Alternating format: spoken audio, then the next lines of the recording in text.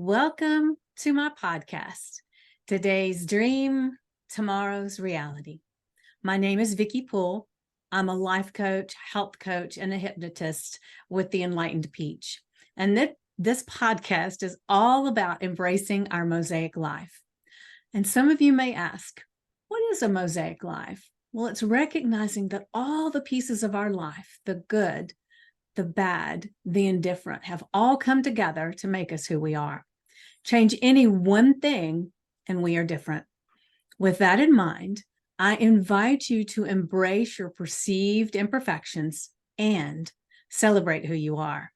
This podcast is unedited and raw, just like life. I am your host, and I have a special guest today. I will introduce to you in just a moment. But if you have any ahas or appreciations, questions, please leave a comment or a voice message. And remember to like, subscribe, and share. So now let's get started.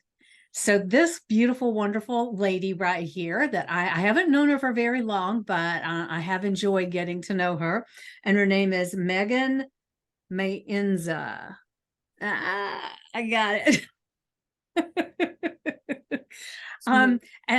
She and I are both in a program together. My light looks off, so let me see. Is that better? I don't know. But anyway, I think that might be a little too bright. We are in a program together, and so we've kind of interacted a good bit and had Zoom calls just to work on things as coaches. And she is actually a vegan coach, correct? Correct. Yes. And I see on her page a lot of times she's doing workouts, she's doing all kinds of things. So she has a lot to offer us. And I just kind of want to ask, how did you really get started in this coaching space and getting into the vegan space? And how did that start for you? Yeah, so hello everybody.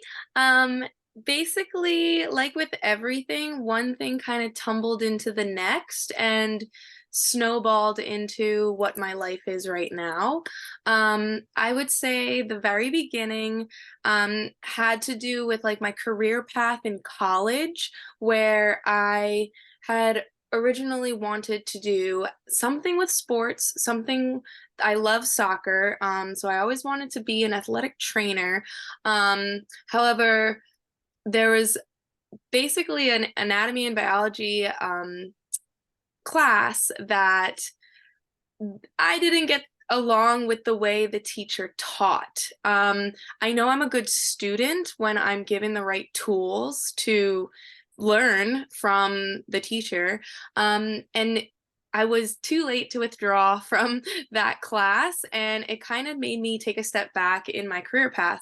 So instead of doing athletic training, I actually kind of pivoted to physical education and health with a teaching certification. I've always loved teaching and being able to help a person get to that aha moment where they are able to do it themselves and to see like that radical confidence in themselves bloom at that very moment when it kind of clicks. Almost like when like a math formula finally like works in your head I after like know. I years. remember many times in algebra and Yep. stuff, all of a sudden I would think, oh, now I got it. Yeah. And it's always so exciting when you Yes. get it. So I love Hmm. Um, I've always been in the teaching atmosphere. I mean, obviously, I've been a student myself, so you're always a student in life, and I've always loved learning. And then it kind of just led into that. Now, interestingly enough, going back on the anatomy and biology to prove that I am smart, I took that same course the following semester, and instead of failing with the teacher previous, I got a 98% A in my college like class. So it was really truly the tools that were given to me that were more visual, more audio, more hands-on, and less just like words on a paper. Right. And so that was even in itself a learning lesson of my Yeah. life, knowing that, and through my college experience of becoming a physical education teacher, um, kids, people, we all learn differently. So that's been very helpful in later on in my life in other parts where it's coincided with my fitness career, because basically going from physical education as a teacher to now turning it into personal training, I was basically looking for a job and wasn't able to like get into the career system or the school system, because they were definitely hiring within at the moment, and I just wasn't able to snag the job opportunities. So kind of thinking on my feet, using what I had learned, and it was just before COVID, it was 2019 that I decided to move out of Jersey to Massachusetts and kind of like start a new life type thing. Reinvent yourself. Exactly. And it was it was a great pivot turning point, as well as helpful in knowledge of using the information I got from my personal training certification with my physical education background. So it was kind of just hand in hand type thing. And then I was focusing on my own journey that I kind of set aside because I was so focused on college or high school. I kind of basically had a focus of that all my life because that was my life. My life was a student. And then once. So I got a Mhm. question for you, if you don't mind. So Sure. when you were really young, did your family do a lot of physical activities and everything? And that's kind of how you got into that to begin with, that it was a family thing? Nope. Nope. Actually, kind of like the opposite happened.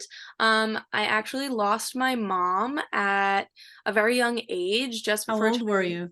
just before turning 13. Okay. So before I was ever considered a woman and all those questions and all those things, like I even consider I was still like a brat. I was still just a child, like still angry at her mom for no reason and just like throwing tantrums and being rude and all those little things that, when you're able to grow up with your mom, you're able to like, if not apologize, just like be able to see how that was just a moment in your life and you just weren't able to become best friends with your mom just yet. So I never got that point. So basically she passed away from cancer, and Okay. a big part of, I believe, her cancer growing was um her constant want of perfection and her stress that she built upon herself to be this amazing mother, that I could never see as a child, but looking back on all the amazing things she did to like uphold the family, with all like the little things that happen in family life. And me and my brother both grew up in this environment of an Irish Catholic mother and an Italian um fun-loving dad. But there was So like she that was the disciplinarian, I'm correct. imagining. Yes. Good good cop, bad cop type thing, but Yeah. she held down the fort. So, we always will love her. But there were of course those like disciplinary actions that kind of left, some marks on us and shaped us who we were, which definitely gave me the determination and the discipline that I needed to move forward with everything that was going on. But because of everything that was going on at such a young age, I definitely pushed down the feelings and focused on my high school, focused on my schooling, focused on anything that wasn't my feelings. Right. So I was when I going to ask, how did mhm. you deal with those feelings? So you just didn't I for a didn't for while. a very, very long time. Yeah. There were multiple times, even in my high school, that I went to a private Catholic school, the one that my mom wanted me to go to, and I was really happy to go to anyway.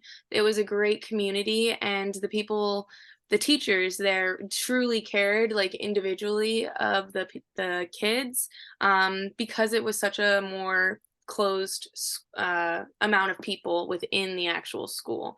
So they even created this program that had maybe three of us, that were girls who lost their moms in high school, essentially. So they definitely tried to like get through me, to Yeah.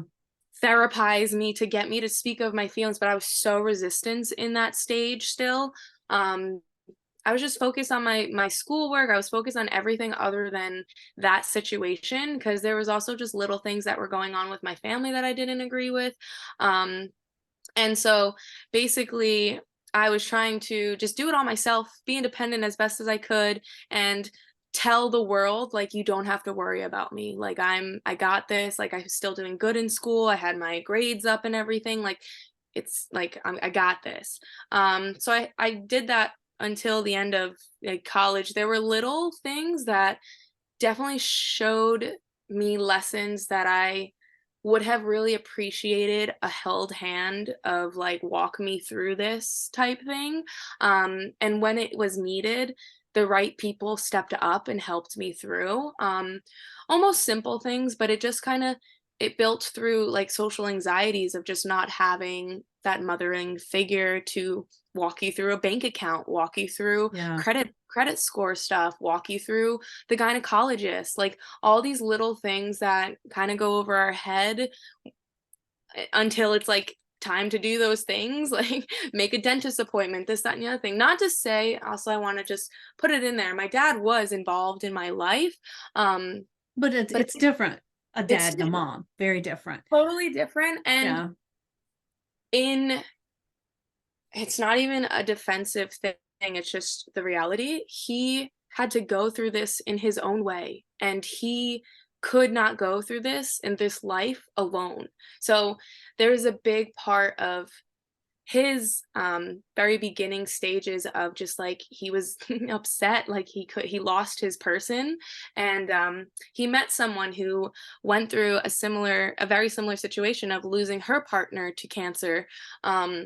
So they connected really, really well rather early in some people's eyes, where them two who are now married really thought like they were bringing them together. You know, they thought that somebody up above like was watching over them and knew that neither of them could push forward much longer without the other half, in a sense. Yeah. And I believe that for them because that's keeping them happy and kept them moving on with their life as Right. well. So Yeah. there's a big part of the beginning, me in high school, me in college. Um, he was around and was very supportive and stuff, but he was also doing his own thing Yeah. and Had another section of trying to life. deal with it himself. Yeah, Yeah. Yeah. absolutely. Well, if it's okay to share, my daughter, her father passed away when she was 7. Mhm. And and I had a bit of a time dealing with it myself. And the thing that was interesting was, she had to, well, she didn't have to, but I put her into like some grief counseling and everything. And one of the things the counselor told me was that at different stages of life, you can, it's almost like, even though she dealt with it at 7 as best she can as a 7-year-old. So then a few years later, her ability to understand things would change and she'd have to deal with it all over again. And Mhm. then she'd have to do it all over again. And then if some momentous occasion happened, like graduating from high school, graduating from college, getting married, all these different things where you expect that parent to be there, it would all rear its head again. Yeah. I will say she was 7 when he passed, and she's 29. And to this day, she still gets exceptionally moody at the anniversary of his death. Mhm. And when she was little, she didn't even remember the anniversary of his death, but her body did, which was very interesting because she would get exceptionally moody. She would get very hard to deal with, like just a few days before and a few days after. It's like she had this week span that she was overly emotional, overly obstinate, hard to deal with. And so I'm just curious, with you were a little bit older than her, so your ability to understand it was at a different level. But did you find yourself doing something similar where, when the anniversary of your mom's death would come around, or her birthday, or different things that happened in your life that you wanted your mom, like the bank account, or, starting your period and all those different things, did you get some of those same kind of things that my daughter did? Yeah, absolutely. It's hard not to. Yeah. No matter the relationship with that parent, good, bad, however you want to see it as, negligent, there's you're connected to that person, whether they're there or not, and that your body, yeah, your body's like was Yeah, connected to yeah. that person. It always amazed me Mhm. that her body knew when she was too young to know that that's Mhm. what had happened, you know? It so it to me, it's amazing that just really solidifies when trauma or different things happen to you, no matter what age you are, it has this lasting effect that your body, what is it, that one book is Your Body Keeps Score? Isn't that what it's called? Yes. So kind of like that, you know? Mhm. So it's very intriguing. I totally agree. Yeah. Um, just to bring it back to how full circle of how her death got me to focus on health, right? It's Mhm. kind of one of those things. I mean, she got cancer from specifically um, what they say is smoking cigarettes, which was big back then, and it was she was doing it since she was a kid. Um, but it was those habits plus, I believe, the stress that she put on herself, because I've had multiple conversations with my dad, and he just mentioned that she never felt good enough, and like that she could always be doing more, and little things like that. And she was amazing. Just before she passed, she actually got a promotion in her job. She scaled up her Department of Defense for the military job from secretary of like the lowest standards to like going all the way up without like a college degree or anything. Back then, she just started as secretary and just like climbed the ladder with That's the wow. information that she Yeah. got just by working there for years, and dedicating herself to her job. Um, so that's an inspiration in itself, like that she was always striving for more. Even when it was like a while in her career, she still felt like she could do more, and that was really um inspiring, because I specifically remember us basically celebrating her promotion before she was like quickly in the it was a quick, like she was in the hospital, they found it out through, we thought it was just pneumonia, and then it they found other things, and then it was bad for a week, and then she got better and she was home for a week, and then it was real bad and she was gone. Like Mm. it was hard to even like, especially with that when she came back, it was kind of one of those like heart skipping moments, like, "Oh, it's over. Like we can Yeah. relax It's now." gonna be fine now. Yeah. Yeah. Yeah, or like this is just going to be something she has to, live with for some years and stuff, but it'll keep pushing on. Um and that didn't happen. Yeah. Um so it definitely pushed me in my path to understand the delicateness, the fragility of life, and how important and impactful it is through not not the person as them, but the people they touch.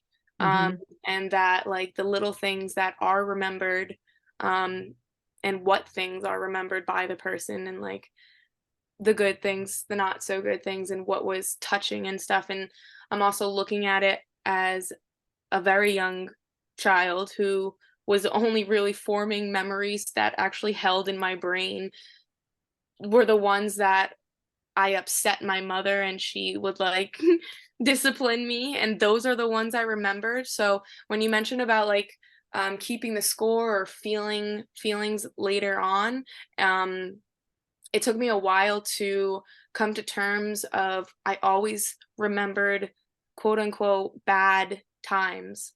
I could hardly remember fun times, and it really hurt me that I couldn't remember the good things about her, but I also didn't have the same amount of time to learn about her as a person, you know? Mhm. There's a point in time where like a parent and kid, when the kid gets old enough, there's this like boundary that kind of like crumbles a little bit, where you can have a an adult quote unquote conversation and like really ask about what your parent did as a person or as like a child themselves growing up, and the decisions they made and the not so good decisions and the ones that you can truly learn from, because you're now at this level where, oh, I can grab a drink with you and we can finally sit back and relax and not just scream at each other Yeah. because you're trying to get me to go to bed early.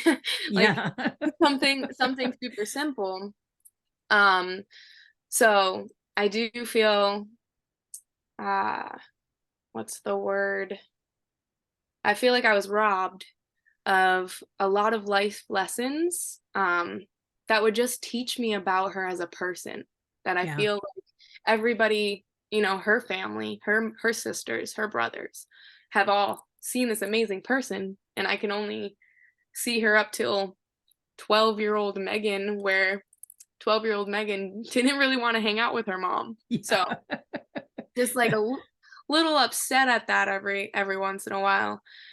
Um, And to the point that you were mentioning of, like, I was 13 and was able to process things a little better, I still I mean, I was still a kid, honestly. This image is, like, burned in my brain, but, while we were at the ceremony of her wake, and she was in the open casket, um, I was in the kid room with my friends playing with them because Hmm. I could my kid brain couldn't process Yeah. what Yeah. was happening. Yeah. So I remember that, and it's, like, upsetting Yeah. that, Yeah. like, she didn't know. Like, little Megan didn't know. Um, so that's always been a memory that's been Yeah. Well, hard. I know it doesn't help any, but my daughter was 7. Yeah. And when I told her that her father had passed, she cried for just a minute. And then Mm. she looked at me and she said, can I still go spend the night with her friend? Yeah. And I said, sure. So she went and spent the night. And then while they were, her and her friend were playing, her friend was Tori, if I'm remembering right. Yeah, Tori. And Tori's dad was sitting and watching TV in the living room, and she ran through the living room and ran over and jumped in his lap, and he was watching TV, and she just looked at him and she said, my daddy died today. And he said, yeah, I'm sorry, sweetie. And she says, okay. And then she got up and went and played. So she was very um, Disassociated. yeah, disassociated with it. Or I think in some ways at that age you don't even comprehend, because you just think that that's not a permanent thing or whatever. um and then she would, um when it came time for the funeral, she didn't even want to go. Yeah. And she did a lot like you at the funeral home. She just went and played with the kids, Yeah. because that's what kids do. They don't want to be in there with all that pent up emotion, and everything. Um, and so she chose not to go. And to this day, she will not go to a funeral. It still really gets to her. And when he first passed away, she wanted to celebrate his birthday with a birthday cake and balloons. We had to take him to the cemetery, and there was all these different things that she did to process things. And sometimes I thought, does she even really realize? But we'll do it. So that's what we did. So it's very normal when all that, because when you think about it as an adult, it can be so overwhelming with all of these people there with all of their emotions and then your emotions, and it Yeah. can just be so, it Heavy. can just zap all your energy and and everything. So I can imagine as a kid um feeling that way and not being able to be part of all of that. Yeah. I'm very thankful in the adults that allowed me to do that. Yeah, yeah, because I have seen people that made children go and look at the casket or go and touch them or kiss them or, all kinds of crazy stuff. And I'm thinking, holy shit, uh, it's just kids know what they need at that time. Yeah. Yeah. Yeah. So what do you do, since that, and it's still a very strong emotion. And I will tell you that when I start talking about her father and the day that he died, I was talking with somebody earlier today about it, and I'm boohooing and crying, and it's been quite a few years since he passed away. It's 22 years, and it still gets me right here, and there's times that he's in my mind all day long. And that see, here it comes again. And it feels like, he's with me sometimes. And I will say, for me, I haven't lost a parent in that way. My father's gone, but I was an adult when that happened. But the thing is, sometimes it's like it feels like they're right here with you. Do you ever feel that with you about your mom? I don't, No? honestly. I don't. I get that a lot from my dad. He's very spiritual, and always talking to somebody, um, and very positive in that light and such. Um, but I think my brain has been just so conditioned to be in reality, where, not to say that the feelings that you're feeling aren't reality, but like societal reality, like I'm just Mm-hmm. so focused on the next thing of my life, and I have been since that situation, because it's kind of a form of distraction. It's the Because way if you I cope. it's the way I cope. It's the next thing that's going to impact me. I've gone through quite a few um not personalities, but also like mantras, where through the situation and my coping mechanisms of them have like changed. Um, for example, in the past, in high school, I was a very angry person. For mix of reasons. A big one, just like not probably understanding how to express my emotions um, properly. And I would get loud very easily, very quick tempered, and things like that. I was always calling myself a realist and almost like a pessimist, to the point where it's like I shut things down because it's just like, well, the reality is this, and like Mm-hmm. would never even entertain possibilities or dreams and goals and stuff, because I was just like, my brain was so stuck in the system of high school. So I was just like, okay, if I just follow the directions, do this, I can get an A and move on. And it was so easy, in that way of, I understand what I have to do. They put it like straight down what I had. Like it was like Mm. my schedule, it was my life, it was my routine.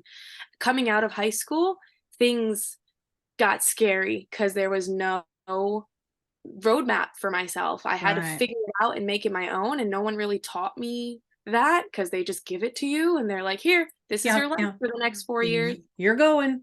Exactly. So coming out of that, that's when I mentioned in the past that like certain people stepped up for me to really handheld me, because there were moments where I wasn't going to go to college because my anxiety was stopping me from putting in applications, and stopping me from then I I made my life so easy, and a lot of the reasons was to be close to home, to be where I'm used to things. Like my aunt wanted me to like travel and go to like this college that was like 5 hours away from where I'm like living and stuff, and I'm like, I don't want to do that. I don't want to be away from home. I got this is my home, and I want to uproot it and go to this college full of kids that I don't know, and just like Mm-hmm. that didn't feel right to me. So even though we went all these college excursions, for her like to make her happy, even Yeah. though deep down in my heart I kept telling her like I don't want to go, but here, let's go. You don't know, you'll go try it out. I'm like, Yeah, yeah, so sure. she was damn determined that, or she thought that if she showed you enough, you Yeah. would fall in love with it and decide a Yeah. different decision. Yeah. Yeah, and she did a couple of those things throughout, again, this process of wanting to be a motherly figure and help me through things that, but she never had children herself. There's just little things that, like, I can see, I can see what you're doing, but I truly, I can't accept it right now. Like, there's a barrier here, and like I just don't want it. Like, I don't want that type of love right here. So there was a lot of like little things like that that she did her best to just show her love, and I accepted it as best I could to, like, you know, be Yeah. that goddaughter, the, the niece, the nice niece to play along and stuff. But eventually I went to my community college. But almost not getting in there because I didn't take that next extra step of like going to a counselor and actually checking off my classes, because that had me meet some new person I don't know, and that really stopped me. Then it followed me over to my 4-year school, where there was another, when it was a gap between, I had to create my schedule somehow by reaching out to somebody and doing the whole like application situation. A resistance in me just like would stop me and would self-sabotage me to the point where like I almost didn't get into that 4-year college, although that transition was a little bit easier because I had the help of my guidance counselor from the community college that was with me till day one, essentially, because I would always reach out to her as my person to ask questions. Right. Then it came to, um, just before graduating my 4-year college, with my certification in teaching and all these things, and making these great relationships with these teachers that I did make great relationships with, but then going to the end of, I didn't do a certain thing that had me like reach out to the town, and I had to do something with an application to become certified as a teacher to the town, and just these little like governmental things that I had to do that, whenever it comes to government, like taxes and stuff, I get so scared. To the point where I avoid it and Yeah. procrastinate, where it's not good. I sabotage myself in just doing the order of operations that I'm supposed to do. Um, Hmm. but thankfully, I had an amazing teacher find a district that didn't require a certain thing that I didn't do, and was able to get me into my teaching observation thing that I had to get done to graduate with my thing.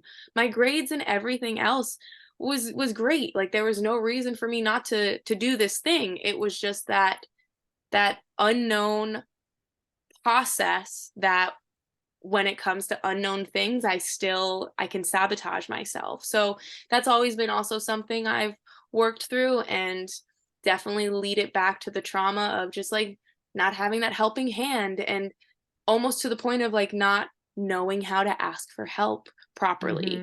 Hmm. So there's been certain things like that. So how that's also then played into now my career of a personal trainer, both in person and online, has these lessons that you like look back on are just so impactful, and it's just like, Hmm. wow, I can pinpoint exactly where I learned this lesson to give me the skills that I need for right here right now, Yeah. whether it's communication skills like asking for help, or asking and advocating for myself and speaking up for myself when I don't feel like something's right, and those little things that make the biggest difference in just your life experience, um, Hmm. and overall health. Like little habits, like what a certain habit that I thought was nutritional, I thought it was all based on my food. I thought it was the food that I was having trouble with, when in actuality it really wasn't the food at all. It never was about the food. It was about my trauma. It was about Hmm. me trying to escape from a certain thing into food. It was me trying to find control with my food because I couldn't find control other areas of my life, and just the overlapping understanding of how life experiences shape a person, and then how they choose to overcome certain obstacles create the path of their health, of their situation, and of their future. So I've gone through quite a few like just like blossomings Mm-hmm. over time of finally, because we're all, I believe, going through the same lessons in different ways until something inside of you, something you consciously are like, bam, okay, it didn't hit me the 500 times before it smacked Yep. me in the face, but Mm-hmm. this time, whatever really like split the tie from a certain relationship or whatever big event that made that like catastrophic impact on your mentality and your mindset, like it, whether it was the right words and the right person and all these little things that allowed you to take a step forward where you thought you could never be there, showed me how personal training, how fitness and nutrition is only the littlest aspect of the mindset and self-love that is needed to truly get you where you wanna be in your life and in your goals. So I was able to take all these things, put them together, and then pursue my online personal training career to encompass all of those things that I don't find out there in the real world with other trainers. Because everybody's so focused on the aesthetic. Everyone's so focused on the fad diets. Everyone's so Mm-hmm. focused on the results. And the biggest thing that we're forgetting is like, who are you as a person and where did you come from? And how is that shaping you through your habits to get you where you want to be? And are you doing the things that get you where you want to be? And let's focus on that.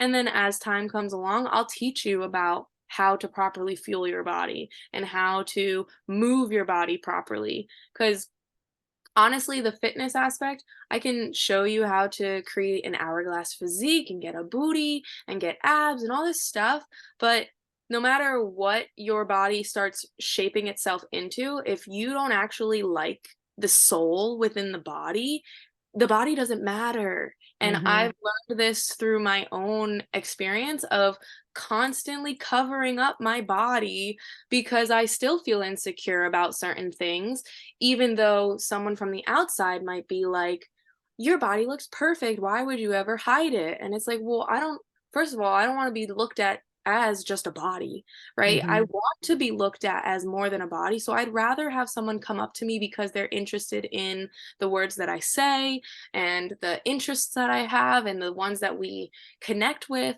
rather than just looking at the shape of my body and just solely Making having a judgment from there. Yeah. absolutely. So Yeah. that's another, there's still parts of me that are still stuck in me where I'm like still, I like how I look now and there is a bigger confidence in that, but I know deep deep down that it's so shallow that it doesn't matter. If my body looks a certain way but doesn't even function properly, if I'm unable to go for a walk or walk up my stairs while doing my one trip wonder of the groceries because that's the reason why I'm getting strong, because I swear I'm always building up like at least 20, 30 pounds in these grocery bags. And Yes. I have 3 flights to walk up. Like this is why I'm being like going to work out and lifting heavy weights. It's like the looking good, quote unquote good, is like a secondary thing that just happens to happen because the body is meant to do that. The body is Right. meant to look at that shape. It's just whether or not you're moving it properly. If you move it properly, if you train it properly, it will look the way you wanted always your dream body to look. Because really what you're dreaming for is to wake up and not feel joint pain and be in your 50s plus and be able to go sit on a 3-hour plane ride without a stiff back because you want to go travel parts of the world and not let these quote unquote old age symptoms stop you. And Yeah. even those old age symptoms are all marketing and societal. Oh And if yeah. the broken health system keeping you in the system and never figuring out the root cause and always treating the symptoms. And I mean, you know this probably. Mm-hmm. We all Yeah, know yeah. this. And the It's thing to me that's important to remember mm, for is, you know, when the commercials are on and all those different things, anybody that's over a certain age, they're always showing them decrepit. They're always showing them as far as this is the medicines that they're on and everything. And it's, if you look for it, you can find people that are doing extraordinary things at an older age. And so I had, you know, I'm a hairstylist too. So I have clients that come in and sit in my chair, and I have for years.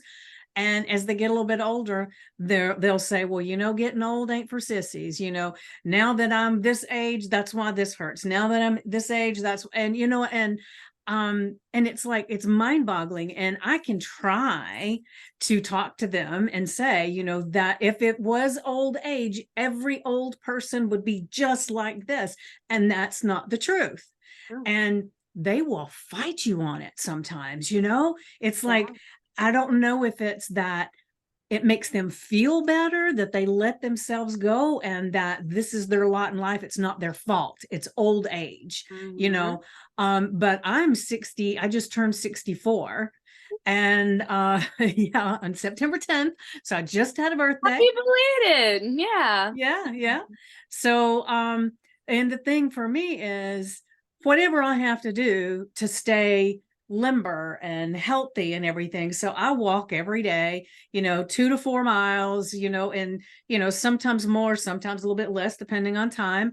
I Mhm. mean, you know, I'm all the time going up and down steps. And one of the things I haven't been doing, which I'm wanting to get back into, is some of the weightlifting and everything. I haven't done that in a long time. And part of it's because to me, I love the walking because I can put on my clothes, put on my shoes, and I can walk out of the house and I'm there, you know? Yeah. So it takes so much less time to get that kind of fitness. And I'm always pushing myself in some way. Like I'll just share real quick if it's okay. I had this place. I've been a yo-yo dieter my entire life. And so I would get really heavy, then I would lose the weight and I'd get really heavy. And there was this one time I went to my sister's house. We had taken, my daughter was going to school and we were meeting at my sister's house and she was going to ride the bus with my niece. And then later, my sister was showing these pictures because it was when my niece first started school, her first bus ride, right? And when I saw these pictures, I said, who is that? And she said, what do you mean? I said, who is that in the picture? And because it was like their side, their back, and everything, and I couldn't see their face. And she said, what in the hell is wrong with you? That's you.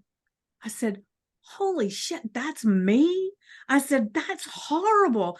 And she said, oh, it's just the way you're standing. I said, if I can stand any way on earth and look like that, there is a big problem. And I said, so today it's changing. And I knew me enough to know that most of the time I would start a diet and then I would give up, you know, or I would think I hit close to my goal and then I'd go back to eating the same old way. So I decided I had to do something different.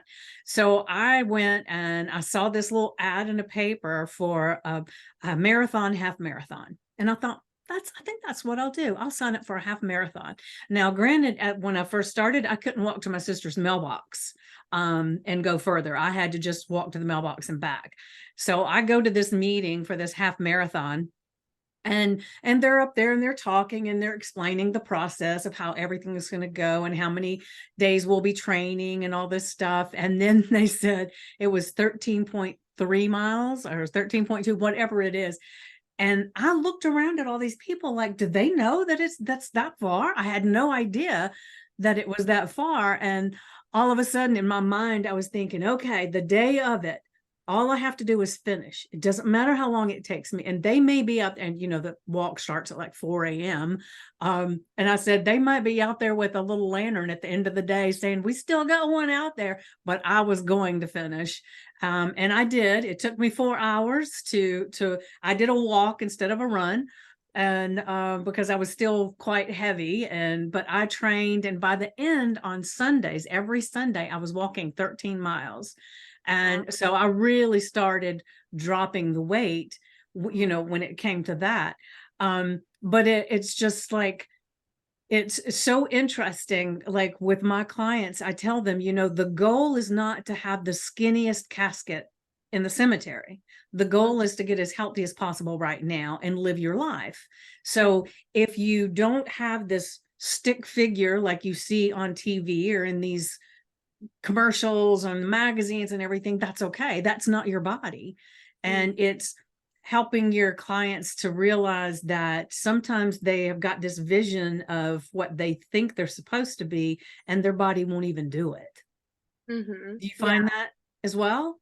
Yeah, absolutely. I mean, even the way you went about it is a way that the majority of women go about it. You start off with something you know, which is walking, or the quote unquote simplest, which is walking slash running. And although that's great, coupled with yo-yo dieting, it's not the best for your body, especially for the goals that that person is trying to reach. It is Well, not I the can say for me, I still gained it all back and more. right. And so that's when I went into health coaching, because it's like, I'm so friggin' tired of doing this repeat thing. Right. Yeah. Yeah. And it's so interesting that even you signed up for the half marathon, not even knowing how long it was gonna go, but Yeah.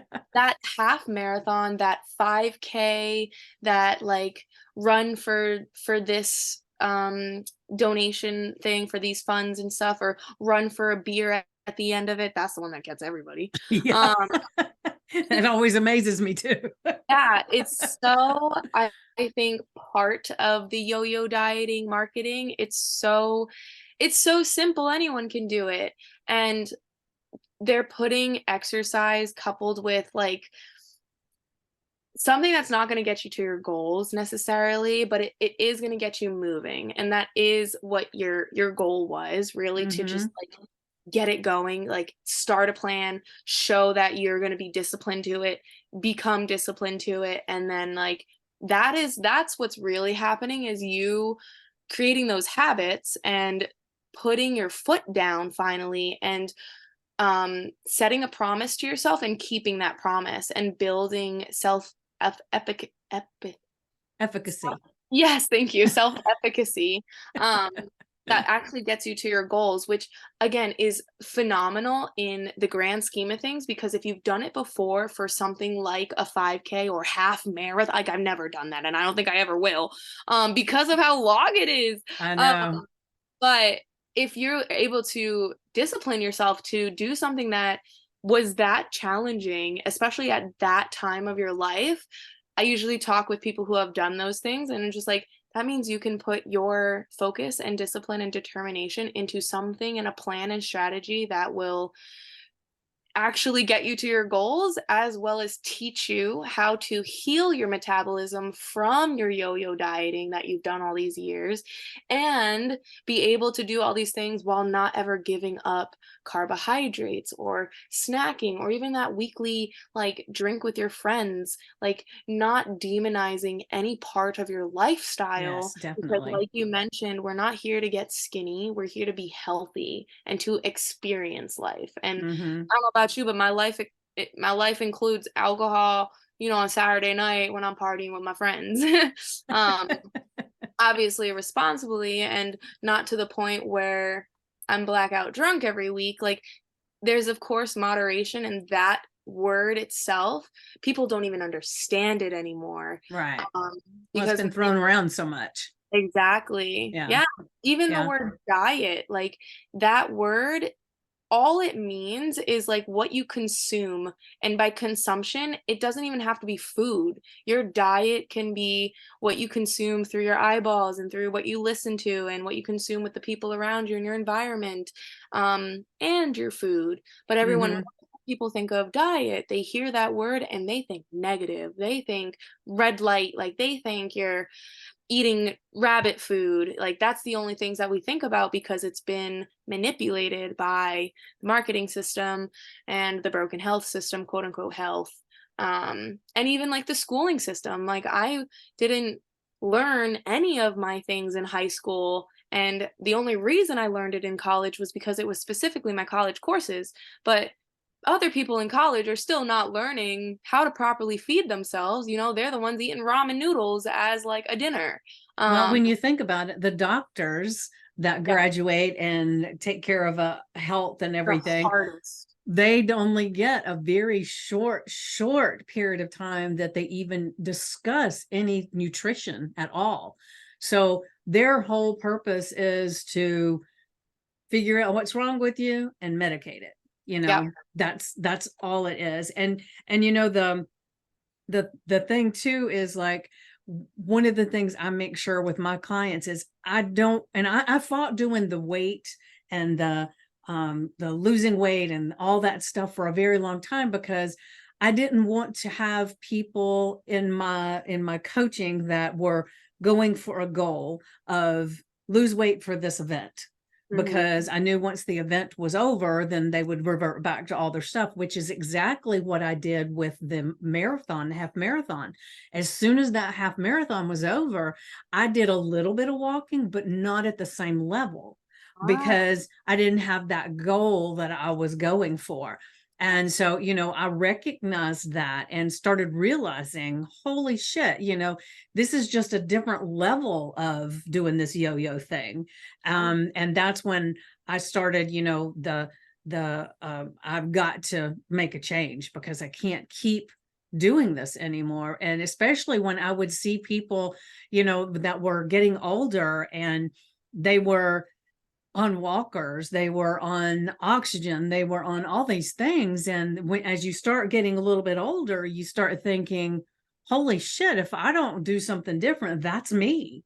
And yeah. I did not want that at all. And I would say, I'm trying to remember when I did that half marathon. I was probably in my late 40s when I did that. Mhm. And I did fine with it. And I mean, I think I could probably do it now, but it's just like, that's not my goal. That is because that takes, not only is it exhausting at the end, it's rewarding, but it's exhausting. But I was thinking about the exorbitant amount of time that I spent every single day with Yep. going at that level. Yep. And that's when I worry about people that go to the gym and they're for hours and hours and hours. And I'm thinking, how long do you not have another job? Do you not have a family? How do you have the time to go to the gym for 3 hours and work out? I cannot fathom that. But maybe if I didn't have the coaching and the day job and, all that, maybe, but it's like, that doesn't feel like fun to me, To you. it does Ah, not, you um, mentioned, just to sorry to interrupt, okay, but that's okay. when you mention about like walking is so easy, all I have to do is put on some, casual wear and out I go. And I can walk for 2 to 4 miles. And it doesn't seem like it takes up a long time of my routine. And I really wanted to challenge you on that because Okay. the same amount of time that it would take for you to just go for a walk, which seems so easy to you just because it's something that um, Hmm. and that's something that you're now habituated. I mean, you've done 13.1 miles, like Yeah. Yeah. walking's a breeze for you. Um, I know how to walk. exactly, which is great. Keep doing it. But to challenge you in the same amount of time that you would take that, walk, you could do a 30-minute, a 20-minute, a 10-minute weight resistance workout through body weight, doesn't have to be literal weights, and achieve a different type of goal or result from Hmm. that type of movement. And I do want to make sure that I teach strength training for the longevity purpose of your joints, your bones, your just movement abilities, mobilities, flexibilities. And that's like the big reason why I teach it, not to ever disregard the power of walking. Walking is the one movement that humans were meant to do. And I'm speaking walking, not running, not mom power walking, like leisurely walking. There's like a bunch of studies and stuff, like when we're in the car going at like 80 miles per hour, like our brain can hardly process what's happening outside of that, because at 80 miles per hour is not what our brain was meant to intake all of that information. Like at 80 no, we're meant to take it at like 1.5 miles per hour, Yeah. where we're just chilling and like, oh, look at that tree. Oh, oh, it's still there. Like you didn't just like zoom past it and like try to be like, what color was the tree? What were the leaves? How many like those little things like make a big impact in like just how we process things and stuff. So it just then takes a step back into people using their different types of exercise. Of course, I always meet the person where they're at. And if walking is going to be the movement that's going to get you up and going and is challenging for your body where it is right now, let's go for a walk. Let's not like make your heart rate go to 160 beats per minute or anything, like, because you're not ready for that. So it's definitely also a big understanding of meet the person where they're at and properly challenge them to progressively overload week by week, workout by workout, to create the changes that they want without basically using or creating a feeling of distaste or hate, honestly, because Yeah. back So something they won't continue. right, because Yeah. I mean, many of the women I speak with are moms and are because moms, they're older and have gone through generations of exercise equals punishment, exercise equals you only do this because you're currently not at the body you want to be at. Like no one sees it as this is a lifestyle, this is to keep you healthy, and this is a forever thing. Like every single person should be exercising. Again, the exercise itself should be something that makes you want to do it because that's the only thing that's going to make you continue. Right. But then Because like understand walking's not for me. But when it comes time to go to the gym, it's like that just I don't know if it's just the atmosphere at the gym. I I think don't it's know. knowledge. Maybe, A lot of the maybe. time we don't do the things we don't know. Like my Right. whole stories on every little stepping point that stopped me from going was I didn't know how to do it. Yeah. So a lot of Well, I people did have a don't know. trainer one time, and I think I kind of got a little burned on that because he actually had me doing some exercises and I ended up pulling some muscles in my rib cage, and then I couldn't even roll over in the bed, So it now was you have pretty intense. Yeah. trauma, like Yeah. And so I get kind of, like certain things, like if it pulls just a little bit, because I told him, that's a little uncomfortable. And he said, just work through it, just work through it. And I said, well, that hurts. And he said, work through it. I did. And then I woke up in the middle of the night and could not get out of bed, and ended up having to call somebody to come and help me so I could go to the doctor and all that stuff. So, I get a little, I guess I'm a little freaked out with some of that stuff. And the so body. I'll do when I get there, I can do what I know, but I don't trust that that it's going to be okay if somebody's helping me. Do you know what I mean? I know what you mean. I know Yeah. what you mean. And I'm sorry you experienced that. And so many people have had a bad experience Yeah. with either a trainer that has pushed them too hard, a gym teacher that has just put a sour taste in their mouth about anything that has to do with working out, or even like again back into marketing and like not looking at the workout as something for longevity purposes and for the bigger reason behind keeping your joints healthy, your heart healthy, and things like that. And yeah, if you don't have the knowledge as well as like the recovery knowledge to be able to do other movements that allow you to still target other areas of your body that don't target that injury prone spot, um it's easier to do nothing. It's easier to go back to doing the things you know, and that are quote unquote easy for you. Um, but the body truly needs a challenge, or at least maintenance is one thing, but a lot of the times when it comes to as we're getting older, you naturally like start moving less, slow down less, eat more, have more of a social circle when you're older. So then you have more and more time with the lack of like maybe you're retired or something like that, or you're making your own hours and things like that. So there's also these other life area points in your journey that will impact how your body reacts to what you're doing, to Mm-hmm. your habits. And if your habit starts to die down on either walking, then your body, that's all the thing that your body has been, using as movement and as exercise.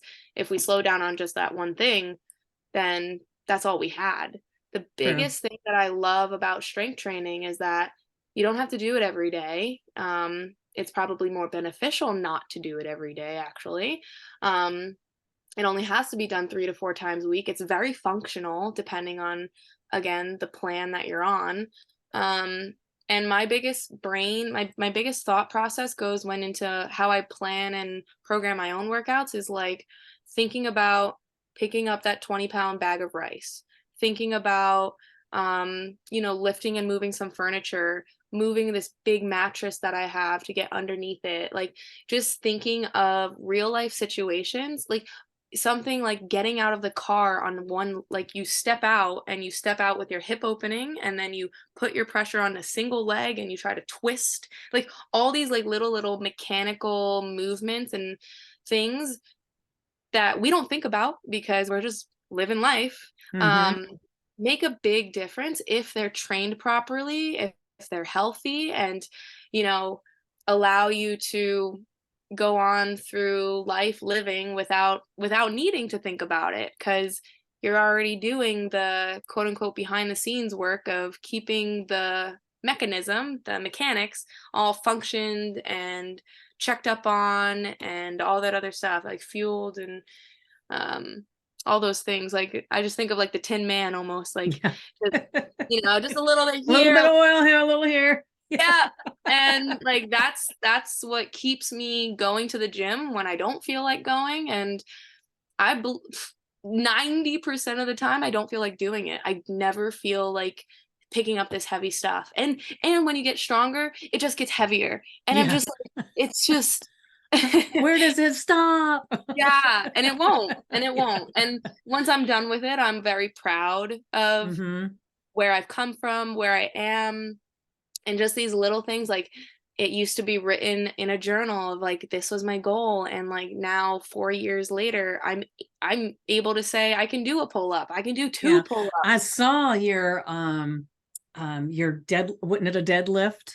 I've done a deadlift for Yeah. pretty heavy and then a hip thrust really really heavy. Okay. Yeah. um I my saw big that. I was quite Yeah, impressed. thank you. But yeah, my biggest thing, like getting into fitness was, of course, aesthetics, like everybody else.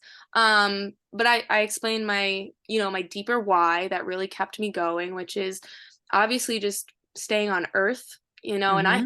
my demons, and those demons did not want me to stay on earth. And the gym was my escape, and that was a place that I could stay for 3 hours because it got me to address my demons in a different way. It got me to, and it sounds weird, and I explained it to someone else recently, but it got me to quote unquote hurt my body in the healthiest way possible because my demons wanted so badly for me not to exist. I wasn't good enough. All those cycling thoughts of depression and anxiety just meshed in together.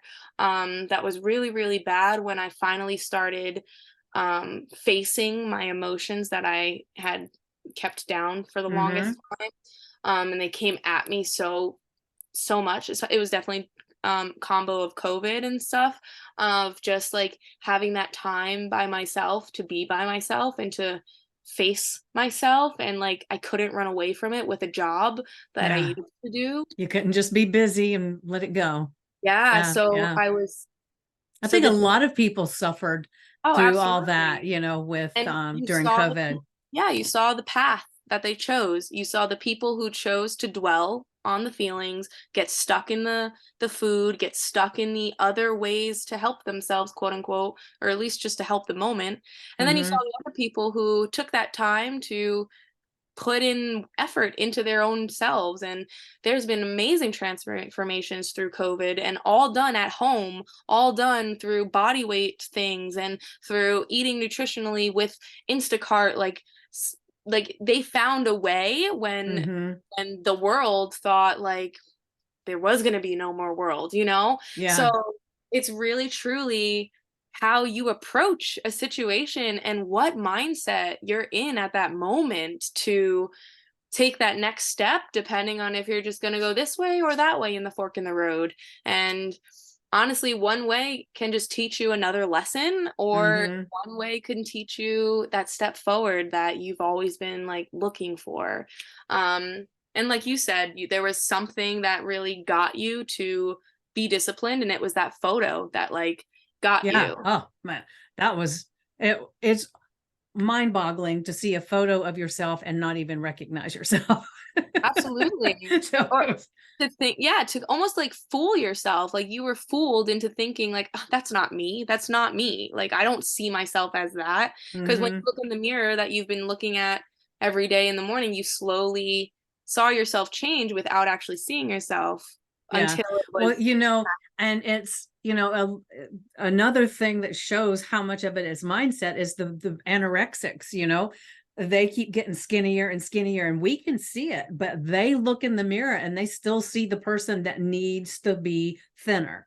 And, they just keep going at it until they're not there anymore. And so it's we can get very delusional about what changes are making. Like I'm sure you do a lot of stuff like with pictures or whatever, but like with my clients, a lot of times, because some of the mindset stuff is hard to measure, so I have a questionnaire that they fill out, well, before we start working together, so that they can put how their thoughts are and their feelings are about all these different subjects.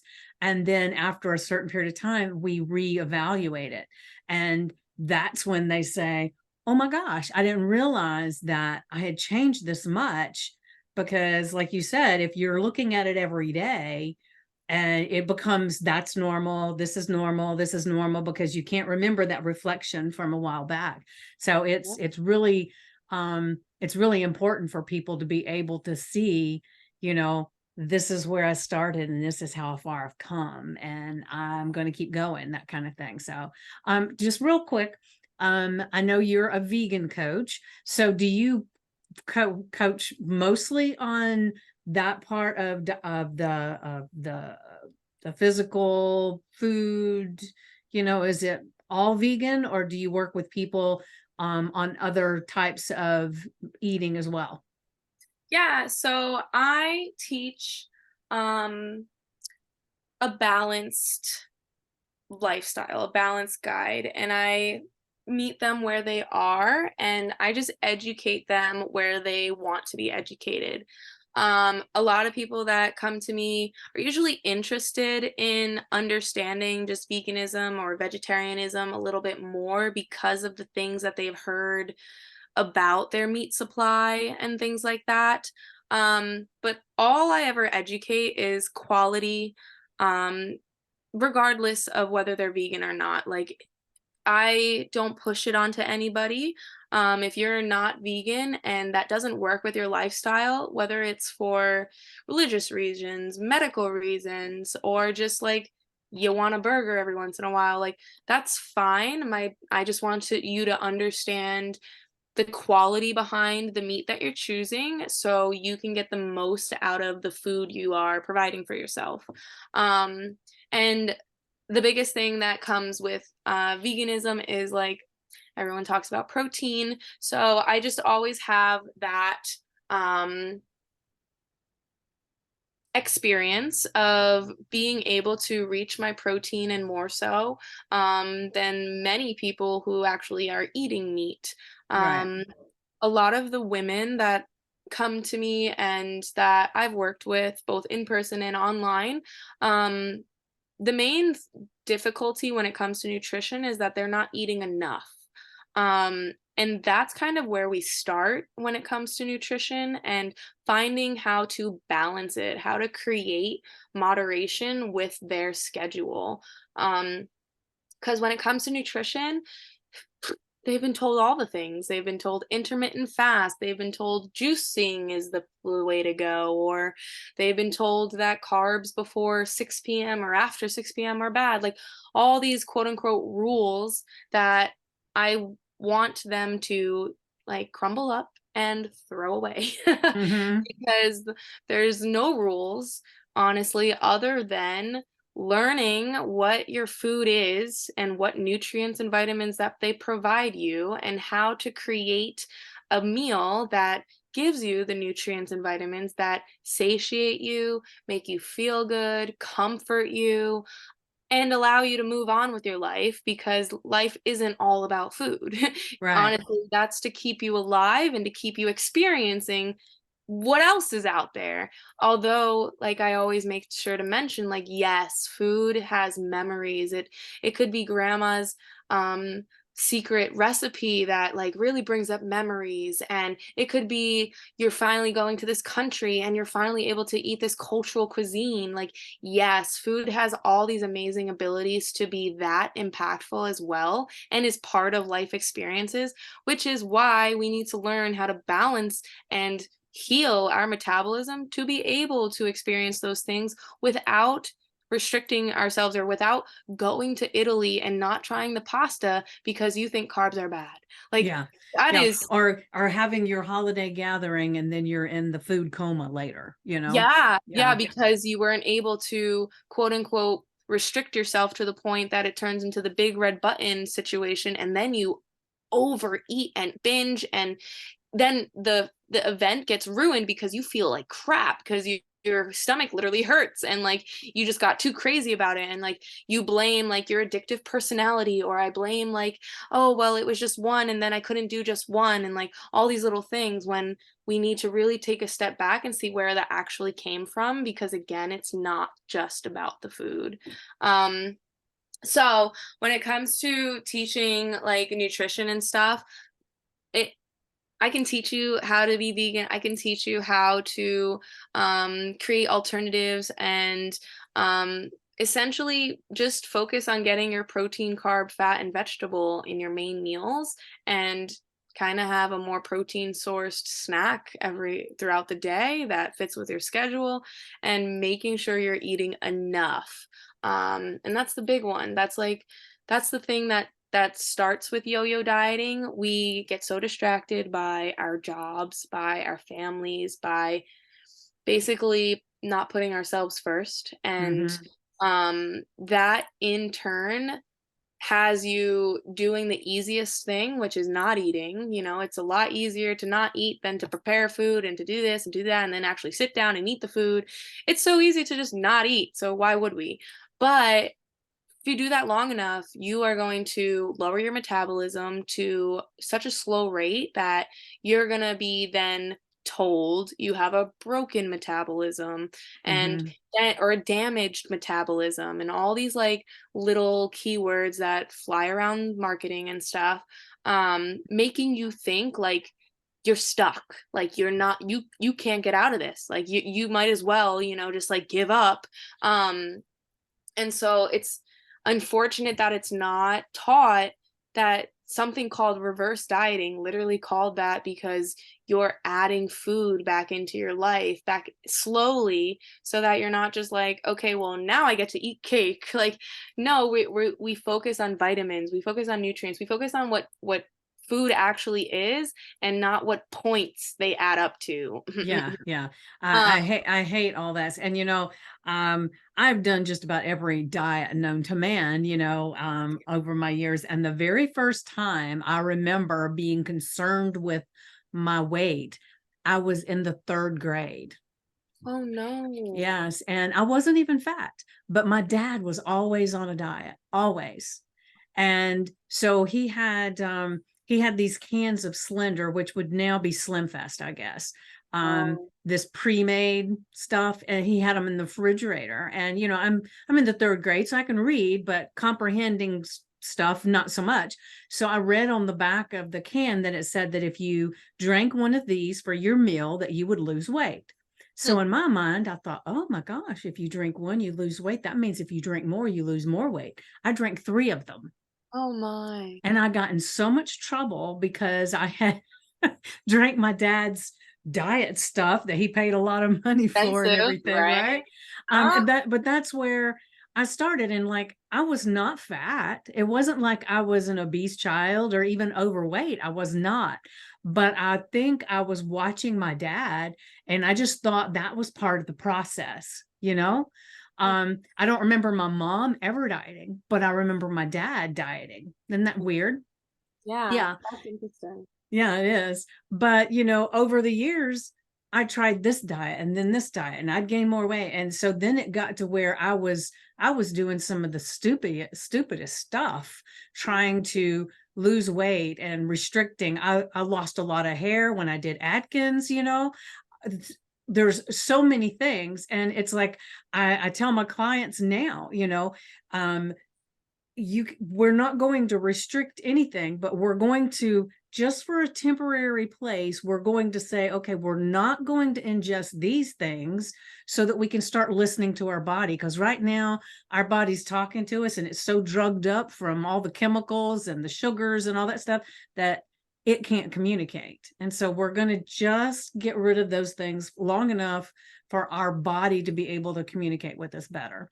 Mm. And then that enables them to actually feel when they're hungry, to be able to understand when they eat something and it makes all of a sudden it makes their head swim.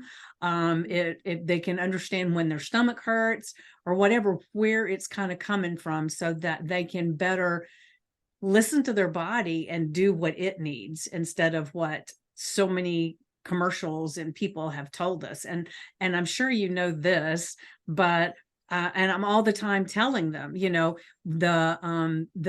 reason the scales exist was because that's how they weighed the cattle and everything. And some guy came up with this idea that that they would start weighing people, and that way the insurance companies could get you to do certain things.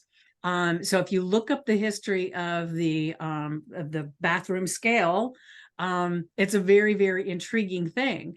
And the sugary cereals at breakfast time that people tend to want to indulge in, the breakfast is the biggest, most important meal of the day. That was a marketing slogan, for the cereal companies.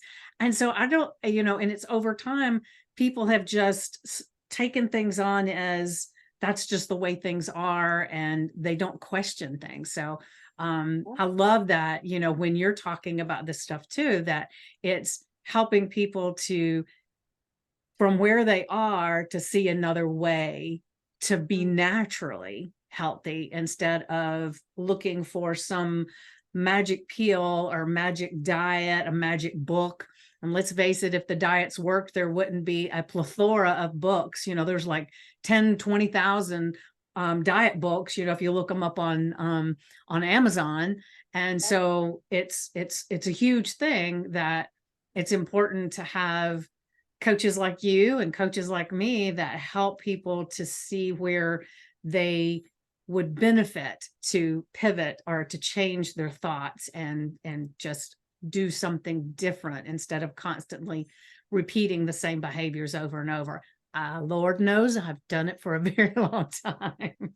Yeah. Yeah. And it definitely makes a difference when the coach themselves is teaching because they've experienced the same things that the client has experienced. Like, I've been in those shoes. I've binged on a certain amount of food, like thinking that, like, okay, like I've done all like the little trial and error experiments where it was like, okay, I'm just gonna let myself eat as much as I can of this certain thing to just get it out of my system, thinking that like a one day would be just that's all I needed. But I needed it the next day and then the next day.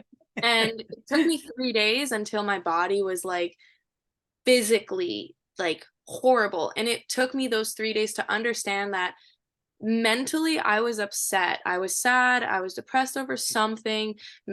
something I could have either not have been even conscious to, but my body kept the score and was feeling a certain way. And Mm-hmm. what my brain wanted to do was make my body feel the same way my brain was feeling. Very often, like the body itself wants homeostasis. It wants to all be synced. So if you're feeling sad, it's gonna for sure gonna reach for something that's gonna make your belly ache and make you feel upset to match the sadness and to almost give you that excuse of like, well, I feel bad because this, and this. And like, it's not just that, but it's all these things. And like, I need to feel it tenfold because I'm not. And then the depressive things come into your head where like, I'm not good enough. So I have to feel bad, or like those like little things that really spiral someone into making themselves do the wrong thing. And self-sabotage is such a big thing.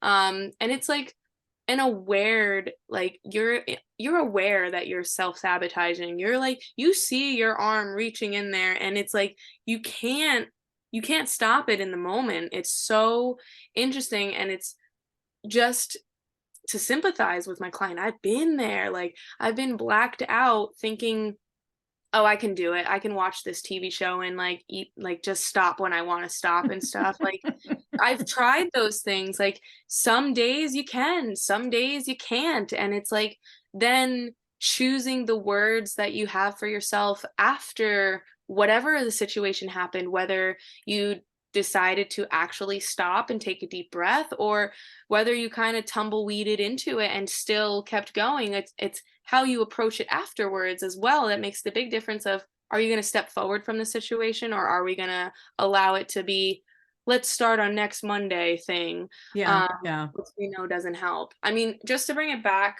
to what you mentioned about like marketing and stuff, and you mentioned about the cereal, it brought up in my brain the dairy companies and how like the food pyramid was a whole thing, and before the food pyramid was the choose my plate, and adding that little dairy thing. You don't need dairy, honestly, because they fortify the vitamin D that's going into that dairy. Mm-hmm. Vitamin D you get from broccoli and asparagus more than you do that glass of milk that again is marketing for the dairy company that was so big that needed help, so they got government help to put it on as a quote unquote healthy part of a normal American diet. I mean, we Mm-hmm. all know there's a literal American standardized diet that is not healthy, and Not at all. that explains why our United States is the way it is, and why Yeah. you need personal trainings that are not connected to Yeah. the government. And two, you have to look like there's constantly new studies coming up that say you need to eat this way, or you need to eat this way, or take this vitamin, take this and take that. And they have studies that back it all up. But the thing that people don't seem to pay attention to, well, I can't say all people, a lot of people don't pay attention to, is who did the study, who Yeah, is actually benefiting from this thing that they say you company. have to take. You Yeah, know, this food that you need to eat, who is benefiting? You know, if the cattle industry is the one that put on the study to say that you need more meat, then you might want to rethink that is all fact. You know, look at some other things. And I think that it's doing your due diligence to anything you hear that about food and nutrition. It's to do your due diligence and just make sure that it's an unbiased study that you're looking at, because most of the time it is not.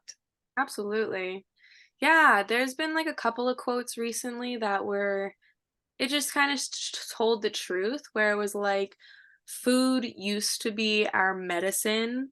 Like, we used to look at food as medicine, but now, food is causing the issues, quote unquote food. There was another one where it was, if you start eating healthy, that's like a gasp, like, oh my gosh, and quote unquote healthy, like you're just eating whole foods, and you're already in someone's mind like, oh, she must be on a diet. It's like, no, I'm eating what the earth has provided me Mm-hmm. as a human. Like, I meal prep and cook my food because that is the one thing that us human species can do that no other animal can do. And that's why we've developed all these smarts, is because we're able to make this complex change in the food. Like all these little things that like people are so focused on convenience, so focused on the fast-paced fashion of just go, go, go. And not even just that though, like they're forgetful about themselves. Like it's very interesting that like mainly mothers that I'm working with would quote unquote die for their child, for their family, but they wouldn't put the effort in to live for them. And it hurts me so much because of my experience. I Hmm. look at these mothers like they are my own, and I would never want my mom to be walking this path of pain and of like neglect. They neglect themselves for the fate of the family. And I'm like, you, if you're the powerhouse of this family and you're not feeding yourself first, you're crumbling at the foundation. And you're wondering why you have headaches and migraines and all these like very stressful thoughts and like tension in your shoulders and all these like little things. And it's because you won't even take time for yourself to take a deep breath. And it's like, Yeah. well, I don't have time for that. And it's like, what? This is the problem. Yes. So I actually had one client, bless her, that mm, when we first started working together, she was, she's had a very stressful job. Her mother had moved in with her. She was having to take care of her mother. There was a lot of stuff. And when we first started working together, she could not find 5 minutes to sit down and breathe. So I mhm, finally said, "Do you go to the bathroom?" She said, "Yes." I said, "Okay, the next time you go to the bathroom, either you stand in front of the sink while you're washing your hands, you deep breaths. When you're sitting on the toilet," I said, "just take some deep breaths and relax, center yourself." I said, "Whatever yes, time you can find, and I know you go to the bathroom, so you've already told me. So every single time you go to the bathroom, you have to do this."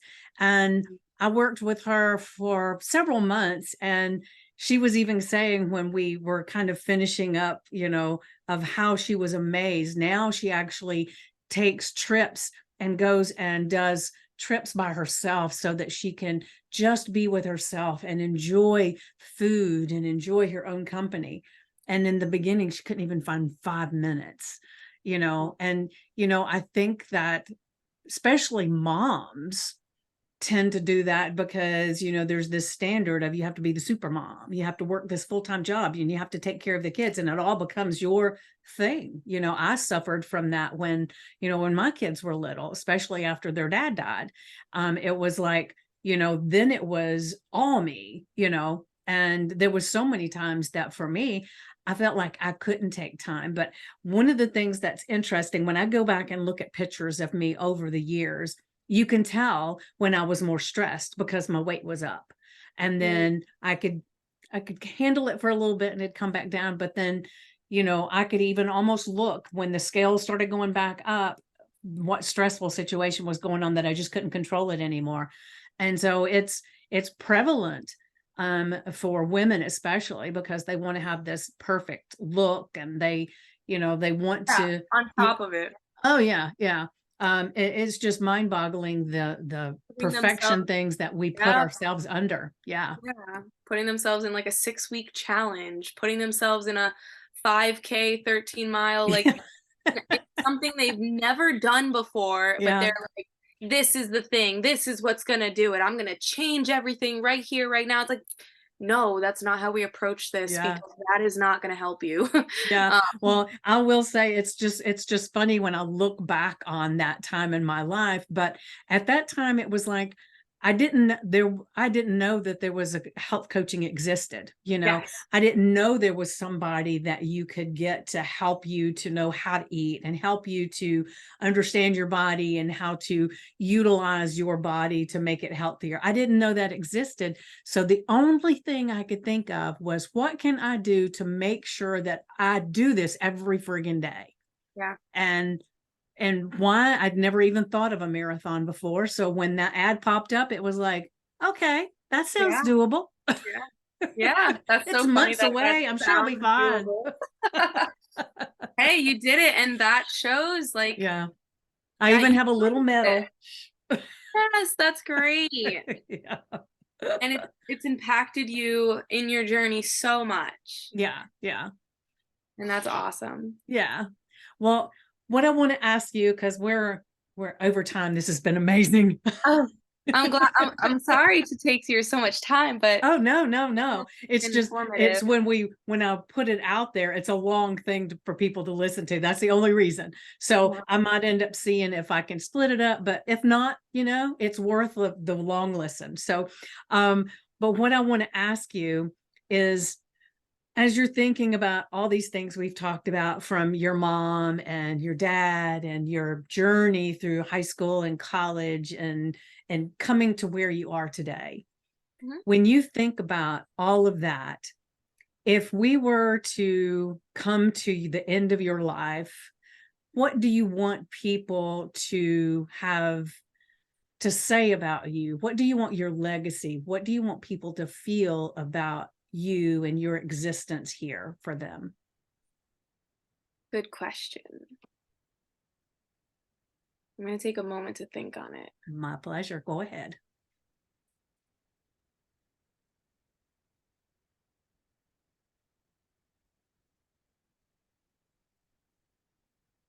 I think that the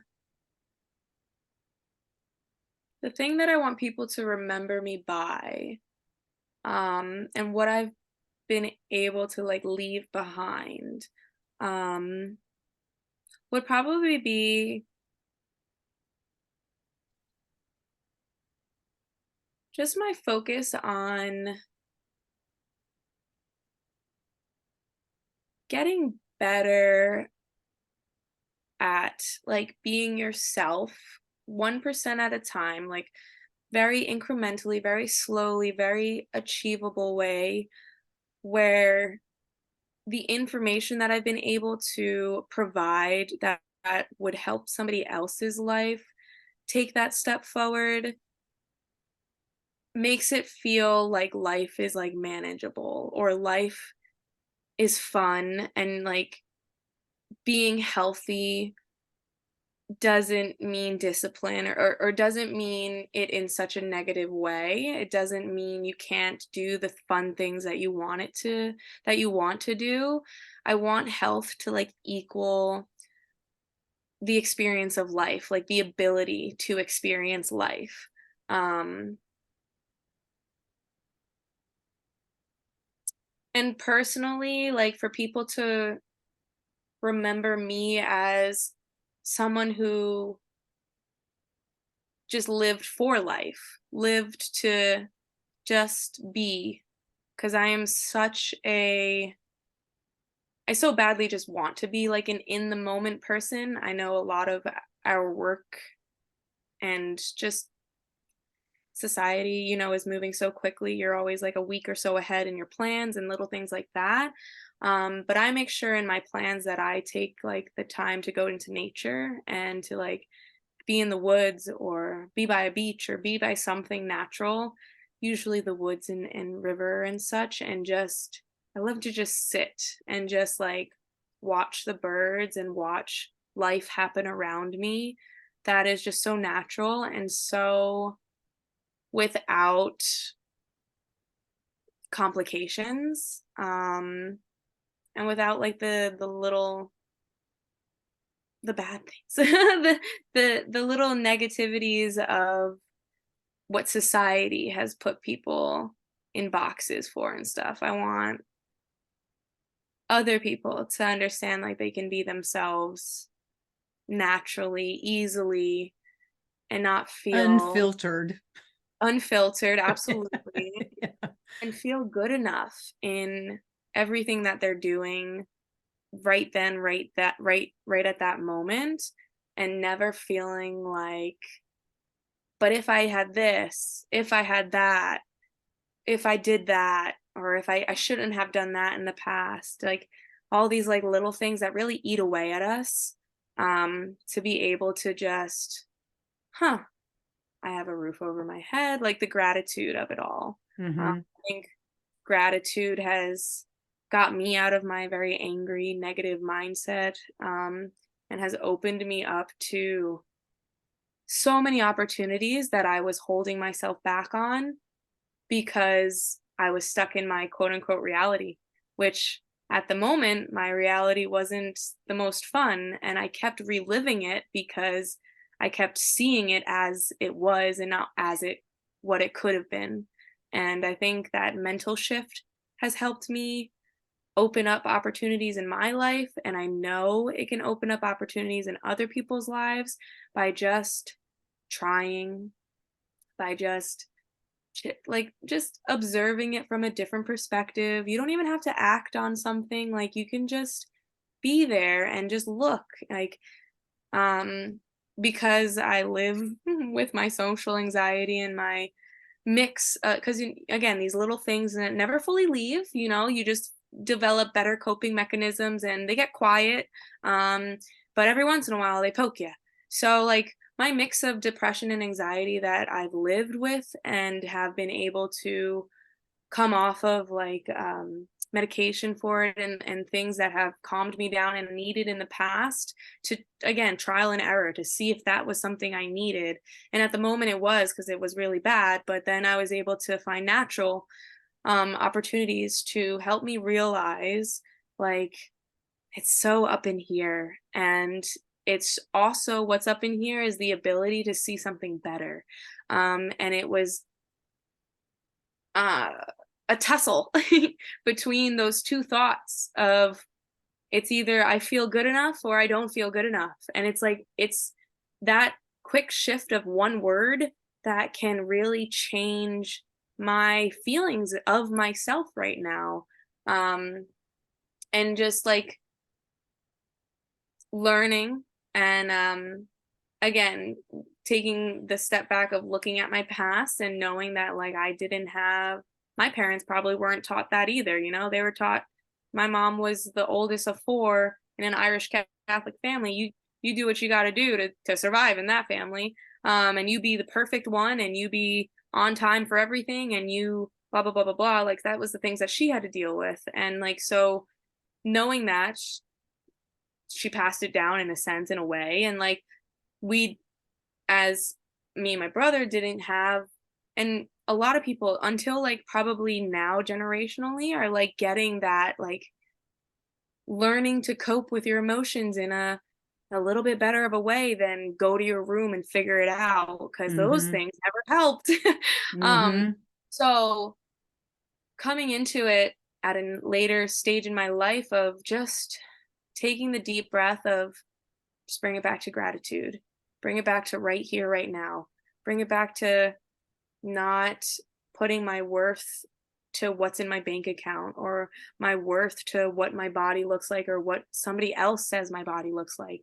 Um, all these very, very generational beliefs, um, that have just been passed down and have been marketed and kept people in their box so that they could be controlled and easily manipulated to be a consuming person. Like, it all is so encompassing that when I'm in nature and sitting on a rock and looking at a tree, I don't feel that pressure. And I want other people to not feel that pressure. So, to answer your thing in such a long circle of life way, gratitude, taking a deep breath, and just, you're good enough with who you are right here, right now. And if you feel like you want to be someone better, there's nothing stopping you. It's just your next opportunity to say something better and to approach something else with a better perspective is right next to you, is it's right ahead of you. It's just the direction you decide to go in. Um and then being very kind and self-loving to yourself, because you can't achieve these amazing dreams of this goal physique and, you know looking like this person or whatever, if you truly don't like the person you're trying to change, because you'll self-sabotage yourself because you don't like yourself. So it's finding that deep inner work to go like coincide with your outer work. um because a big part of my program is self-love and mindset, because it just, you can't separate those things. Mhm. There's a saying that I hear all the time, and it is, we can't out perform our self-image. Yeah, that's a great quote. Yeah. Absolutely. Yeah. You'll always see the person that could have done better, you know? Yep. Yep. Well, thank you so much for being here today. And I have so enjoyed this. It's been very enlightening. Real quick, I want to tell everybody that's listening or watching to make sure that they like, subscribe, um, comment, all those things. And then I want to leave you with this. I've started putting this on the end quote all the time. So the best way to predict the future is to create it. So what I'm asking you today is, what are you creating? And I'll leave you with that. Mwah.